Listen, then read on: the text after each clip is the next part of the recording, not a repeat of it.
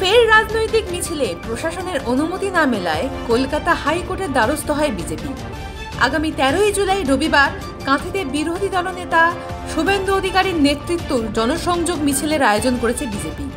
সেই কর্মসূচির অনুমতির জন্য 5ই জুলাই কাঁথি থানার আবেদন জমা হয়েছিল পদ্ম শিবির, কিন্তু অভিযোগ এখনো পর্যন্ত পুলিশের তরফে অনুমতি দেওয়া হয়নি।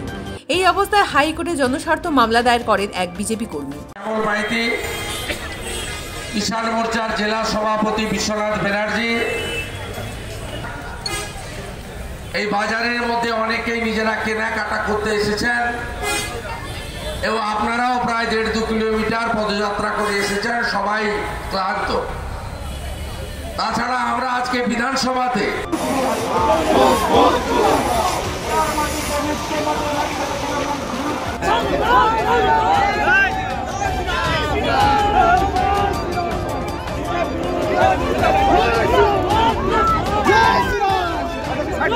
Amen.